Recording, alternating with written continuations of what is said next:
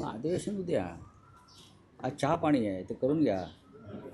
का विरोधी पक्ष बहिष्कार टाकेल मग ते सगळं मग सत्ताधारी पक्ष म्हणता काय करायचं. बोला बोला काय. रावसाहेब, आज विधिमंडळाचं अर्थसंकल्पीय अधिवेशन सुरू होत आहे. हे दुसरं अधिवेशन आहे की राज्याला विरोधी पक्षनेता नाही दोन्ही सभागृह. राज्याला विरोधी पक्षनेता नाही दोन्ही सभागृह याची फक्त महाराष्ट्र सरकारला नाही तर देशाच्या सरकारला सुद्धा त्या संदर्भात लाज वाटली पाहिजे. विरोधी पक्षाशिवाय नेत्याशिवाय तुम्ही दोन्ही सभागृह चालवायचा प्रयत्न करता, पण नरेंद्र मोदी प्रधानमंत्री झाल्यापासून शक्य असेल तिथे ते विरोधी पक्षनेता देण्याचं टाळतात. राहुल गांधी यांना तर आज ते विरोधी पक्षनेते आहेत लोकसभेत, पण त्यांना लोकसभेतूनच कायम ते बाहेर काढण्याचं कारस्थान सुरू आहे. हे विरोधी पक्षनेता नको. महाराष्ट्राच्या विधानसभेत आणि विधान परिषदेमध्ये विरोधी पक्षनेता येऊ नये म्हणून कायदा बदलायचं काम, कायदाही बदलला जातो. ह्याला निर्लज्जपणा म्हणतात. तुम्ही लोकशाही मार्गानं सत्तेवर यायचं, लोकशाही मार्गानं मुख्यमंत्री व्हायचं, मंत्रिमंडळ स्थापन करायचं आणि त्या लोकशाहीत जे विरोधी पक्षनेत्याला स्थान आहे विधिमंडळात तेवढं टाळून बाकी सगळे उद्योग करायचे. लोकशाहीला कलंक लावणारं एक कृत्य आहे. विधान परिषदेत आणि विधानसभेत विरोधी पक्षनेता दिला तर तो अनेक विषय घणाघातीपणे मांडेल, अनेक विषयांवरती चर्चा घडवून आणेल आणि सरकारची कोंडी करेल. या भीतीपोटी जर विरोधी पक्षनेता नेमायचा असणं ही सरकारची भूमिका असेल तर हे सरकार एक नंबरचं डरपोक आहे. विधानसभेतल्या विरोधी पक्षनेतेपदासाठी भास्कर जाधव यांचं नाव देऊन एक कालखंड लोटला. भास्कर जाधव यांच्या नावावर महाविकास आघाडीनं शिक्कामोर्तब केलेलं आहे, पण भास्कर जाधव नको. हे तुम्ही कोण ठरवणार. विधान परिषदेमध्ये काही निर्णय झालेले आहेत, तिथेही त्या पद्धतीनं विरोधी पक्षाला ते पद द्यायचं नाही यासाठी कारस्थानं केली जातात. हे महाराष्ट्राच्या ज्या मातीतून डॉक्टर आंबेडकर यांनी संविधान निर्माण केलं त्या राज्यामध्ये लोकशाहीची अशी गळचीपी आणि हत्या होत असेल तर त्याची इतिहासामध्ये नोंद होईल. काळ्या कुट्टशाही हे राज्याच्या मुख्यमंत्र्यांनी लक्षात घेतलं पाहिजे. या अधिवेशनात कोणकोणत्या मुद्द्यांवरती विरोधक प्रामुख्याने हे अधिवेशन गाजवतील. विरोधी पक्षनेत्याचाच विषय आहे. या प्रकरणामध्ये 1 वर्ष झालं विरोधी पक्षानं पत्र दिलेल्या मुख्यमंत्र्यांनी नियमांकडे बोट दाखवलं जाते. मुख्यमंत्री म्हणतात तो माझा अधिकार नाही, तो विधानसभा अध्यक्षांचा अधिकार आहे. विधानसभा अध्यक्ष म्हणतात की मी निर्णय घेईन माझ्या अभ्यासानुसार, ज्या माहितीनुसार मी निर्णय. विधानसभा अध्यक्षांच्या खुर्चीवरची व्यक्ती बसलेली आहे आणि त्या व्यक्तीचं जे पॉलिटिकल कॅरेक्टर आहे ते पाहता ते निर्णय घेतील की नाही हा पहिला प्रश्न आहे. आणि घेतला तर नक्की काय असेल ही सुद्धा शंका लोकांना आहे ना. जी व्यक्ती जमिनीचा कब्जा करण्यासाठी गावात जाऊन भानगडी करते ते विरोधी पक्ष विधानसभा अध्यक्ष आहेत. जी व्यक्ती विधानसभेच्या अध्यक्षतेमध्ये बसून पक्षांतराच्या बाबतीमध्ये तद्दन खोटा आणि भंपक निर्णय देते संविधानाच्या विरोधात, त्यांच्याकडनं तुम्ही काय अपेक्षा करणार. त्याच्यामुळे माझं तर काय म्हणणं आहे की विधानसभा अध्यक्षांवरती अविश्वास ठरावच आणला पाहिजे. होऊ द्या चर्चा, ठीक आहे, तुमचं बहुमत असेल, पण विधानसभा अध्यक्ष ज्या पद्धतीनं वागतायत याला लोकशाहीच्या भाषेत म्हणायचं तर मनमानी आणि झुंडशाही अशा पद्धतीनं विधानसभा किंवा विधिमंडळ चालवलं जात. तुमचा अधिकाराच्या गोष्टी सांगताय कोणाला. तुम्हाला अधिकार दिले कोणी. तुम्हाला अधिकार लोकशाहीनं आणि संविधानाने दिलेले आहे आणि त्याच लोकशाहीनं आणि संविधानानं विरोधी पक्ष नेत्याची नेमणूक करण्याचे भूमिका घेतलेली आहे. आणि तुम्ही म्हणताय मी पाहीन, तुम्ही कोण? तुम्ही आज आहात उद्या नाही, पण या परंपरा तुम्ही तोडताय.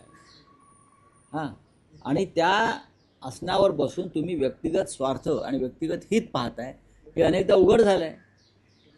हाच मुद्दा विधानसभेत विधिमंडळात आला पाहिजे असं माझं म्हणणं आहे. राज्यसभेच्या उमेदवारांनी कुठेतरी आपल्यामध्ये विसंगत भूमिका अजिबात नाही. कारण तुम्ही एक भूमिका मांडताय, नाही, माझी काही भूमिका नाही. एक वेगळी भूमिका मांडताय. आदित्य ठाकरेंची वेगळी भूमिका नाही. आदित्य ठाकरे म्हणतात त्यात चुकीचं काहीच नाही आहे. सर्वाधिक मोठा पक्ष आमचाच आहे ना. 20 आमदारांचा पक्ष आमचा आहे, हे आधी मान्य केलं पाहिजे. दुसऱ्या क्रमांकाचा पक्ष आहे काँग्रेस, त्यांचे 16 आहे आणि राष्ट्रवादी काँग्रेसचे 10 आहे. त्याच्यामुळे जो निवडून जाणार आहे राज्यसभेचा खासदार तो महाविकास आघाडी म्हणूनच जाईल. त्याच्यामुळे पहिला अधिकार हा शिवसेनेचा आहे. आदित्य ठाकरे याच्याविषयी वेगळं बोलले आहेत असं मला वाटत नाही आणि ते चुकीचं असे मला वाटत नाही. पण उद्धव राऊत साहेब, ठाकरे तुम्ही म्हणतात काँग्रेस नाही, हायकमांडशी नाही, चर्चा नाही, करतात या राऊत साहेब, संदर्भात. तुम्ही शरद पवार सातत्यानं बोलता आहात की ज्येष्ठ नेते म्हणून शरद पवारांची इच्छा आहे तुमच्याशी उद्धव ठाकरेंची चर्चा झाली आता आहे. प्रश्न असा आहे, माननीय शरद पवार साहेबांची इच्छा आहे असं मी म्हणालो, राईट? त्यात मी काय चुकीचं सांगितलं? ते ज्येष्ठ नेते आहेत, ते महाविकास आघाडीतले नेते आहेत, त्यांनी इच्छा व्यक्त केलेली आहे. आता त्याच्यावरती आम्ही सगळे मिळून एकत्र बसून निर्णय घेऊ. पण सर्वाधिक मोठा पक्ष म्हणून पहिला हक्क हा शिवसेनेचा आहे, हे आधी स्वीकारलं पाहिजे. हीच चर्चा सुरू आहे, यात वेगळं काय आहे? राऊत साहेब, एक विषय आहे. मुळात राऊत साहेब, मुख्यमंत्र्यांचं स्टेटमेंट असं आहे की 7 जागा आहेत, त्यापैकी 6 जागा आमच्या निवडून जातील, 1 जागा महाविकास आघाडीची निवडून जाईल, असं संख्याबळ आहे. पण आदित्य ठाकरे हे सांगता आहेत की आमचे 2 खासदार जातील. नाही नाही नाही, असं बोललेलं नाही. नाही, त्यांचं म्हणणं आहे एक शिवसेनेचा जाईल आणि एक एनसीपी किंवा दुसरा माननीय कोणी अर्ज बघा, देईल. हे पहा, आदित्य ठाकरे यांना राजकारणाची आणि विधिमंडळाच्या कामाची चांगली जाण आहे. 2 लोक कसे निवडून जातील जाणार नाही, दोन एकच जाणार. राज्यसभेच्या जागा आहेत. ते म्हणतात की गेल्या वेळेस समीकरणावर चर्चा होत आहे. दोन्ही राष्ट्रवादी. गेल्या वेळेस शरद पवार आणि प्रियांका चतुर्वेदी असे 2 खासदार निवडून गेलेले, त्यामुळे यावेळेसही आमचे 2 खासदार निवडून जातील असं आदित्य ठाकरे म्हणतात. तेव्हाची परिस्थिती वेगळी होती, तेव्हा आम्ही सगळे एकत्र होतो, आमचाही आकडा जास्त होता. हे आहे, आदित्य ठाकरे अशा प्रकारे चुकीचं विधान करणार नाही. 1 खासदार निवडून जाईल, 37चा कोटा आहे यावेळेला. आमच्याकडे 10 ते 12 मतं जास्त राहतील असं दिसतंय. आम्हाला पुन्हा 20-1 मतांची बेगमी करावी लागेल. ती जर होत असेल तर 2 जातील. पण या क्षणी शिवसेना हा सगळ्यात मोठा पक्ष असल्यामुळे आम्ही हे बोलणारच की बाबा आमचा मोठा पक्ष आहे, त्याच्यामुळे पहिला हक्क आमचा राहील. पण प्रश्न निर्माण कधी होतो?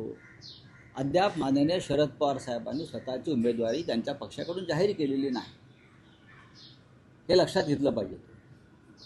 नाही, पण राऊत उद्धव साहेब, ठाकरे यांचं जर काँग्रेस शरद हायकमांडशी पवार बोलणं सुरू आहे.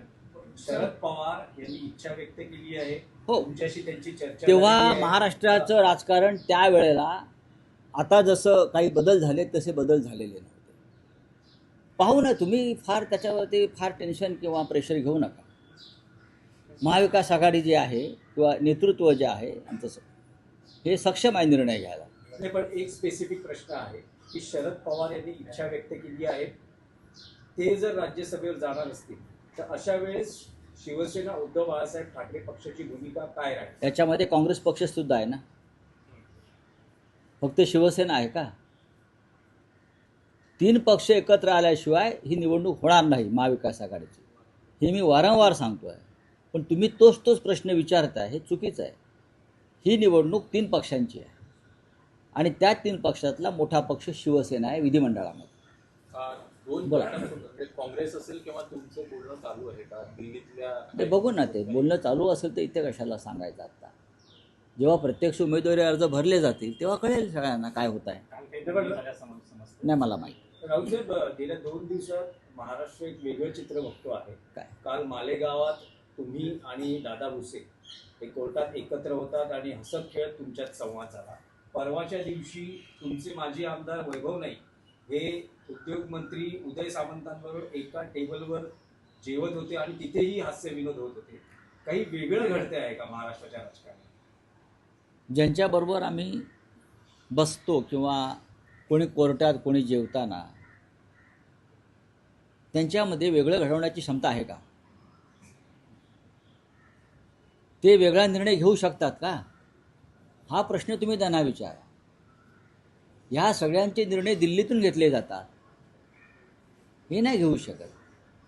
दादा भुसेंचा विषय पूर्णपणे वेगळा आहे.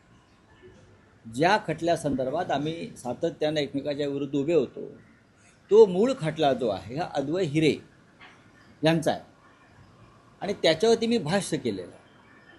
आता स्वतः अद्वै हिरे हे भारतीय जनता पक्षात गेले, त्याच्यामुळे तो खटला चालवायची जबाबदारी आता भारतीय जनता पक्षाची.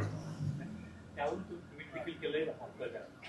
काय अब्दुल भास्करकरांना तुम्ही देखील केलंय. त्यांना उत्तर दिलं. ते म्हटले की यांनी मी माफी मागितली नाही, मी खेद व्यक्त केला. कागद बघू शकता आपण की अद्वै हिरे यांचा खटला होता, त्याच्यामध्ये मी भाष्य केलं आहे.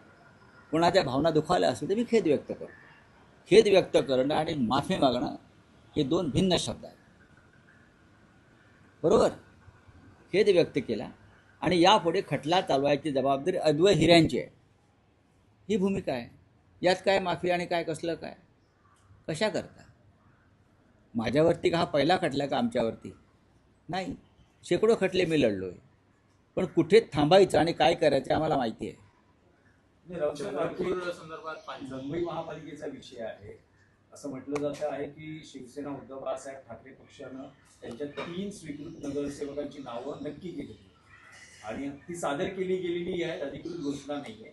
पण त्यावरून मनसेतून काही प्रतिक्रिया येतात. ते असं म्हणतात की कोणत्या एक लक्षात घ्या, तुम्हाला जर तुम्ही मला ओळखत असाल तर तुम्ही एक मान्य केलं पाहिजे की मी माझ्या जीवनामध्ये कधीही महापालिकेच्या राजकारणामध्ये पडलो नाही. ज्याला या मुंबईत सुखानं राहायचं आहे राजकारणात, त्यानं महापालिकेत जाऊ नये. कोणत्याही सर्वच महानगरपालिकात काय चालते तुम्हाला माहिती आहे. आम्ही त्या तलावाच्या बाहेर असतो. महापालिकेचं राजकारण वेगळं, आम्ही वेगळं काम करतो. त्याच्यामुळे स्वतः पक्ष नेतृत्व त्या संदर्भात निर्णय घेण्यास समर्थ आहे. रावसाहेब, पण जेव्हा तुमची युती होत होती मनसे आणि शिवसेनेची, आजही आहे. त्यावेळेला त्या स्वीकृत नगरसेवक या पदाच्या मुद्द्यावरती तुमचं काही चर्चा झाली होती का? काही ठरलं होतं? आम्ही आपापसात बोलू ना त्या विषयावर. चर्चा झाली होती का? आम्ही आपापसात बोलू त्या विषयावर. मला माहिती आहे ना काय ते, मी योग्य वेळी बोलेन ना. चंद्रपूरचा महापौर बसलेला आहे. ठाकरे बंधू युतीमध्ये तुम्ही खूप महत्वाची भूमिका बजावली.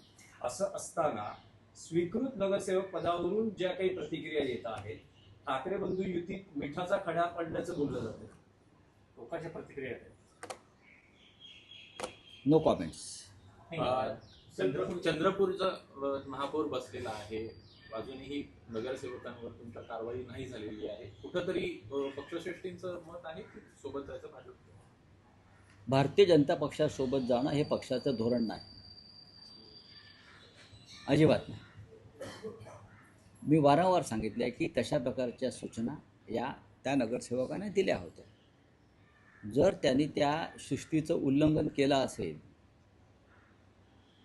तर आता हळूहळू आम्ही सगळ्या कामातून मोकळे झालो. आम्ही पक्षप्रमुखांशी चर्चा करू या विषयावर. रावसाहेब, चंद्रपूरमध्ये तुम्ही म्हणता की 2 काँग्रेसमध्येच गट होते, त्यामुळे ते पद मिळू शकलं नाही त्यांना. पण हर्षवर्धन सपकाळ असं म्हणतात की शिवसेना उद्धव बाळासाहेब ठाकरे पक्षामुळे काँग्रेसचा महापौर होऊ शकला. नाही, अजिबात नाही, अजिबात. बघा, चंद्रपूरच्या प्रकरणामध्ये 4 दिवसापूर्वी दोन्ही गटांना दिल्लीत का बोलवलं होतं? चंद्रपूरच्या तुम्हाला माहिती आहे. एक विजयराव वडेट्टीवार आमचे मित्र, दुसऱ्या खासदार ताई आहेत धानोरकर, त्यांना दिल्लीत बोलवून समज का देण्यात आली हे आपणही छापलं, आपणही दाखवलं आहे. त्याच्यामुळे चंद्रपूरमध्ये महापौरपद हे काँग्रेसच्या हातून गेलं. संपूर्ण खापर शिवसेनेवर फोडता येणार नाही. चला, थँक्यू.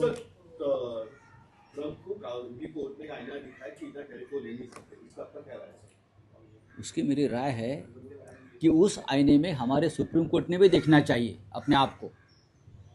भारत के सुप्रीम कोर्ट ने भी वो जो आईना है, वो आईने के सामने भारत के सुप्रीम कोर्ट ने भी खड़ा रहकर देखना चाहिए कि हमारा चित्र उसमें कैसा दिखता है. वहाँ की सुप्रीम कोर्ट उनके प्रेसिडेंट को आईना दिखाता है, उनका निर्णय रद्द करता है। और हमारे यहाँ का सुप्रीम कोर्ट प्रधानमंत्री गृह मंत्री के दबाव में आकर निर्णय लेते हैं। यहाँ का चुनाव आयोग दबाव में आकर निर्णय लेता है, हाई कोर्ट दबाव में आकर निर्णय लेता है। तो प्रेसिडेंट ट्रम्प से सिर्फ दोस्ती मत करो, वहाँ का सुप्रीम कोर्ट का भी जो काम का जो तरीका है उनसे भी कोई प्रेरणा ले लो, इतना मैं कहूँगा। मोदी जी ने उनके प्रेशर में आकर एक ऑयल डील भी था और एक हमें शेख का फार्मर डील भी था, वो किया है। इस बारे में क्या बोलते सर? अब रद्द करना चाहिए। अब टेरिफ रद्द हो गया ना सुप्रीम कोर्ट के आदेश से वहाँ के, तो ट्रेड डील भी रद्द होना चाहिए। आपने ट्रेड डील क्यों किया? टेरिफ लग रहा है बोला, इसलिए किया, वो दबाव में किया ना। अब टेरिफ ही रद्द अगर हो गया है सुप्रीम कोर्ट का आदेश से उधर, तो ट्रेड डील रद्द करो और हमारे किसानों को मुक्ति दे दो।